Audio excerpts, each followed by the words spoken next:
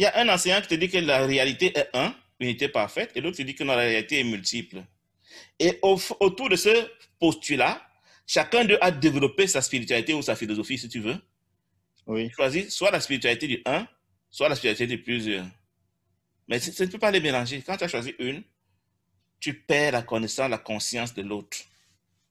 Nous sommes tous par défaut dans la spiritualité du plusieurs.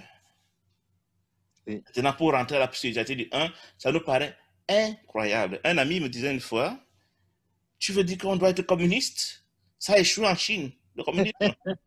Donc, c'est un grand défi pour nous de changer complètement de paradigme, de passer du paradigme de la multiplicité au paradigme de l'unité parfaite. Un, ça veut dire un seul studio dans lequel je suis seul et dans lequel je devrais avoir une seule création, le Christ. Point.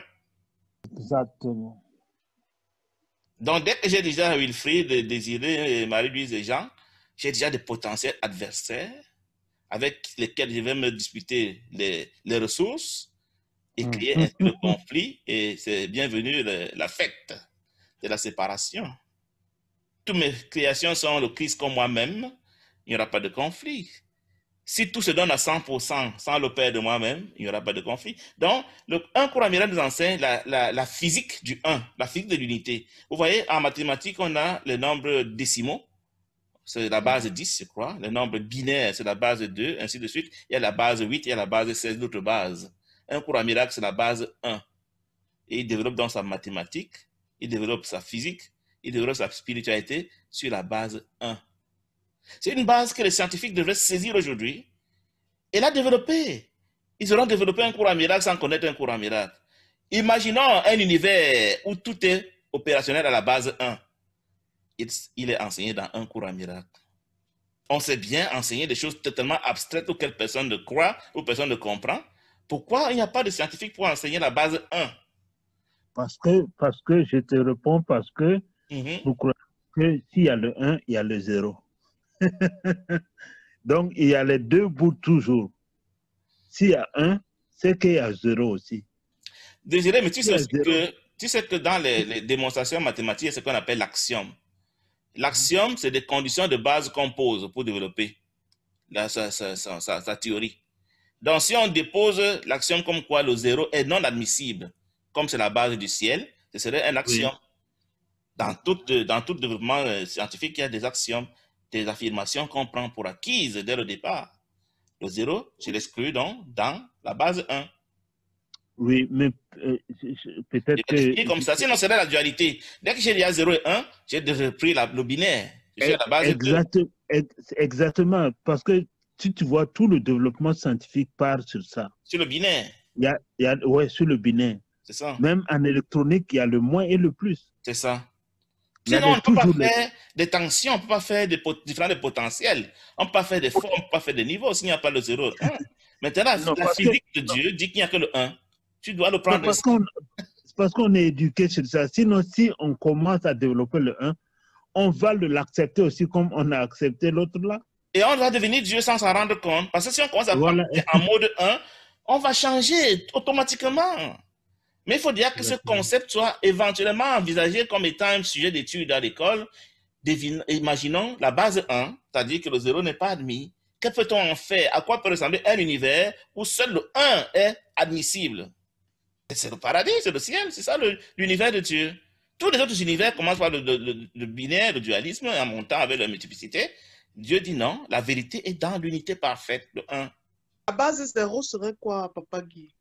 C'est une définition. Si tu veux la développer, tu la développes. Moi, je n'ai pas parlé de base 0. J'ai dit base 1. Non, parce que tu as dit que ce n'est pas accessible, c'est la base du ciel. Je veux dire, qu'est-ce que tu voulais dire par là? Non, je n'ai pas dit que ce n'est pas accessible. Je dis que on peut imaginer un scientifique. Tu vois, j'ai lu un scientifique qui disait dans le corps, il y a un petit esprit. C'est-à-dire que chaque cellule a un petit coin qu'on appelle l'esprit. C'est ça qui fait la conscience, machin. Il a écrit son petit livre là-dessus. Et puis, les gens, ceux qui veulent l'écouter, l'écoutent. Ceux qui ne veulent pas l'écouter, le rejettent. Donc, il y a souvent des concepts de développement scientifique tellement, il fallait dire farfelu, mais tellement incompréhensible. Mais le créateur du développement du concept, de la formule, il la développe. Einstein, quand il développait ses formules il y a 100 ans et plus, il disait à ses étudiants, Vous ne pouvez pas encore le comprendre, mais vous le comprendrez un jour. Pourquoi? Parce qu'il recevait ses connaissances de la transcendance. Il savait que les autres n'étaient pas encore au niveau de sa compréhension. Dès qu'on a compris, il y a peut-être 2-3 ans, on a compris certains axiomes de Einstein, c'était la fête dans les médias. On dit, enfin, on a compris de quoi Einstein parlait il y a plus de 100 ans. Désolé, tu peux t'en rendre, peut-être c'était la théorie des corps, je ne sais pas moi quelle théorie qu'on a fini par comprendre. Donc, Oui. si je me lève maintenant, je dis, je vais parler d'un cours en miracle comme un scientifique. Je développe toute une science de la base 1. C'est mon choix. Je pose mon postulat en disant le zéro n'est pas admissible. C'est un axiome que je mets dans ma science. Maintenant, si Wilfried dit qu'il veut développer une base zéro, je n'ai pas encore réfléchi là-dessus, tu la développes. Donc, nous sommes en train de fantasmer là maintenant sur la possibilité de rendre un cours en miracle scientifique. Et du coup, la spiritualité devient scientifique. On peut jouer. Dans la base 1, tel que le cours l'enseigne, il n'y a que le 100%. On ne peut pas diviser le 1, puisque c'est la base 1. Et tout le monde est 1. Tout le monde est le même. Tout le monde a la même chose. Tout le monde est partout, parce que c'est le 1. Il n'y a pas, si on laisse un vide quelque part, il y aura quelqu'un qui va occuper la moitié du vide qu'on a laissé. Donc tout le monde est partout. Tout le monde est complet, tout le monde est entier. Tout le monde est éternel, parce que tu ne peux pas disparaître. Il n'y a que le 1. Du coup, Le zéro n'existe pas. tu as exclu ça comme axiome. Tu as dit, l'erreur, le péché, le mal n'existent pas. Tu l'as dit comme axiome au départ. C'est ce que l'axiome que Dieu a posé. C'est nous qui avons inventé le zéro pour qu'on ait 2, afin de pouvoir fabriquer la base 2 qui est devenue aujourd'hui les bases, c'est pas moi que nous avons. Donc Dieu, son royaume ne connaît que le chiffre 1. Dès que ça devient 2, ce n'est plus ça. Il dit, nous sommes apparemment nombreux, mais on a la même nature, pur esprit. On a tous la même chose. On a le même pouvoir. On a les mêmes droits. On a les mêmes devoirs. Quand je donne, je récupère, je ne perds pas ce que j'ai donné pour que le 1 soit préservé. D'où veux-tu que le conflit vienne? D'où veux-tu que la mort vienne? D'où veux-tu que la maladie vienne? Ça va venir d'où? La maladie, c'est un état qui n'est pas le 1. Parce que le 1 est en santé. Le 1 est parfait. Le 1 est complet. Le 1 est tout. Le 1 est Dieu. C'est pour cela que l'unité parfaite, pour moi, c'est le synonyme de Dieu. Et Dieu n'étant pas une entité, Dieu étant tout ce qui obéit à la loi du 1, qui pense selon la loi du 1. La conscience de l'unité parfaite, c'est elle qui fait le ciel, c'est elle qui fait Dieu. Quiconque défait la conscience de la dualité de son système de pensée pour la remplacer par la loi de l'unité parfaite, se surprend fonctionnant comme Dieu. Devenant Dieu. C'est ça l'illumination. Aucun livre ne t'enseigne ça. Aucun enseignant de spiritualité t'enseigne ça. Seul le cours en miracle t'enseigne cela. La base 1. Dans la base 1, tout le monde est amour. Il n'y a pas de peur. Dans la base 1, il n'y a pas de conflit. Tout le monde a tout. Il n'y a pas de besoin. Tu es tellement plein que tu n'as pas rien à ajouter à toi. Tu es le même que ton frère. À vous confondre. Pas de manque. Il n'y a pas de manque. Avec cette compréhension scientifique d'un cours en miracle, mais tu le comprends et tu le développes même peut-être au-delà de ce que le livre dit. Chaque phrase devient claire pour toi de quoi il est en train de parler. Il passe son temps à comparer la base 2 avec la base 1. Il dit, voilà ce que toi tu penses dans la base 2, voilà ce que Dieu lui connaît dans la base 1. C'est tout. Dans la base 1, tu n'as jamais péché, le péché est impossible. Tu n'as jamais quitté le ciel, parce que sinon tu auras créé 2, Dieu et autre chose. Difficile. La résistance, nous refusons. Nous sommes trop habitués à la base 2. On a du mal à accepter qu'il puisse avoir la base 1 qui est la base de Dieu. Ah, merci beaucoup, Papa Guy. Ça. Merci beaucoup. Je ne vous cache pas que la compréhension que j'ai du cours en miracle n'est pas courante. Elle n'est pas courante, j'en suis conscient. J'en suis conscient. Mais je me fais fort de la rendre vulgaire parce que c'est dans mon intérêt que mes frères de cette génération et des générations à venir commencent à comprendre enfin ce que le cours en miracle dit. Et qu'on sorte du cinéma dans lequel on est plongé. Je ne suis pas conscient pour m'enorgueillir. J'en suis conscient pour relayer l'information de manière publique. Ce qu'on se dit là maintenant, c'est en ligne, ça passe en direct, et puis ça va passer sur la vidéo YouTube pour que ceux qui veulent comprendre, comprennent. Certains veulent comprendre dans 500 ans, comme dit le cours en miracle, il n'y a pas de problème. Mais ceux qui veulent comprendre maintenant, comprenons comment cette histoire est facile. Chaque fois que tu auras une attitude qui ne correspond pas à la base 1, dis, oh, là, j'ai soupçonné. Dans la base 1, on ne peut pas soupçonner. J'ai attaqué dans la base 1, c'est impossible. Et tout ce que tu fais en dehors de la base 1 est rêvé. Ce n'est pas possible. Puisque c'est la base 1 est réelle. Je précise en commençant par le physique. encore. C'est lui l'adversaire même de la base 1. Parce que le physique dit il y a Dieu et il y a le corps. Ça fait la base 2. C'est lui le vrai problème, le corps. Oui, c'est lui le problème.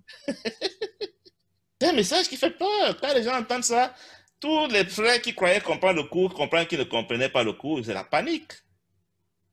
C'est la panique. Tous ces enseignants de spiritualité que vous voyez sur YouTube, c'est des histoires. Aucun, je vous dis bien aucun. On se rassemble pour parler de comment manger, comment se comporter, comment avoir un bon mariage, comment réussir dans la vie. Et puis, les gens pensent que c'est la spiritualité. On dit, mais il parle un peu comme le cours en miracle. Comment attirer ceci, cela dans Oui, ta comment vie. attirer les biens, comment la loi de l'attraction de la poubelle. C'est fou, hein? On est des fous. Tous. On est des malades. Oui. Donc, le cours en miracle n'a rien à voir avec la morale. La morale, c'est quoi? Est-ce qu'il y a... Je ne sais pas ce que tu entends par morale. Si ce Non, n'est pas c'est la un peu base tout 1, ça. moi, tout ce que je fais, je prends, on dit, tu portes l'erreur à la lumière, à la vérité. C'est-à-dire que tu prends l'erreur, l'affirmation, tu la soupèses par rapport au paradigme de la vérité. Qu'est-ce que la morale? Et maintenant, tu rapproches du paradigme de la vérité. Si ça échoue le test, ça échoue. Sans compromis. C'est ça qui dit, je ne veux pas te laisser vagabonder dans tes pensées trop longtemps. Il faut que tu comprennes la puissance de la pensée. Tu dois savoir évaluer ce que ta pensée est en train de te faire. Tu dois être conscient de tes pensées. Si la pensée n'est pas conforme à la base 1, ce n'est pas un péché, mais tu es en train de rêver. Donc tout ce qui n'est pas conforme à la base 1 est un rêve. On n'attaque pas quelqu'un qui a commis une faute dans un rêve. On considère qu'il est innocent parce qu'il n'a rien fait. Le coup dit, j'étais choqué quand j'avais lu le livre de Gary Renard. Athènes dit, le premier des 50 principes, personne ne le comprend. J'ai dit, waouh, c'est quelle histoire ça? Il n'y a pas une autre difficulté dans les miracles. J'avais dit, dans la base 1, il n'y a pas de niveau. Il n'y a pas de petites fautes et de grandes fautes. Dans la base 1, tout est... Quand le Saint-Esprit veut corriger une erreur, il ne tient pas compte de ce que ça vient d'un démon, bien que ça vient d'un prêtre qui est moins méchant. Non, il corrige les mêmes erreurs comme à la même puissance, parce que lui ne connaît que la puissance 1. Il n'opère qu'à la puissance 100%. C'est ça qu'il s'agit. Exactement. Un miracle. C'est pour cela que... Oui, vas-y, Désiré. J'ai dit, c'est pour cela qu'il peut effacer même les vies passées et les vies futures. Il s'en fout. C'est la même chose. Pour lui, c'est la même chose. C'est pas parce que tu n'es pas conscient de tes vies passées que lui, il ne peut pas gérer cela. Lui, il gère tout. Le Saint-Esprit ne voit pas un monde d'ambiguïté. Il voit l'ego sur... Tu vois, la vidéo, j'ai publié une vidéo de Geneviève Delpech qui dit « Je n'étais pas plus important qu'une brindille ou bien qu'une fourmi. » Et c'est vrai. Pour le Saint-Esprit, la brindille, le brin d'arbre, le caillou et le corps de Wilfrid, c'est toujours l'ego, le même ego, la base 1. C'est la même erreur. C'est le zéro, comme on vous l'a dit tantôt. C'est rien. Parce que le 1 est tout. Donc, tout ce qui n'est pas le 1 est rien. Le 1 et le rien et le tout ne peuvent pas cohabiter. Donc, puisque le 1 est tout, tout ce qui n'est pas 1 est rien. C'est en cela que pour le Saint-Esprit, il estampille tout ce que nous voyons par rien. On dit le cours dit il voit, mais il estampille par rien et il passe dessus. Tout ce qui est perceptible, là, c'est rien pour lui. Point. Peu importe que ce soit la gentillesse, ou que ce soit le génocide, que ce soit, je ne sais pas moi quoi, ce n'est pas le 1, c'est rien. Notre appel est à nous entraîner notre esprit à apprendre à opérer dans la base 1. L'unité parfaite. Dans l'unité parfaite, dans la base 1, tout le monde est Christ. Il n'y a pas d'alternative. Peu importe ce que tu crois qu'il a fait, il est Christ. Si tu veux penser dans la base 1. Tout le monde est innocent dans la base 1. Tout le monde est Dieu. Sinon, il y aurait Dieu et autre chose. C'est ça la base 1. C'est ça. Il dit dans le cours, peut-être as-tu regardé ce que l'ego a produit sans regarder les conséquences de tes postulats, quelque chose comme ça. Je ne cite pas ça très bien. Donc, quand tu as choisi d'opérer en base 1, tu assumes ces conséquences, peu importe. Il dit même quelque part, il n'est pas normal que tu veuilles, pour justifier une exception, tu puisses détruire tout un paradigme.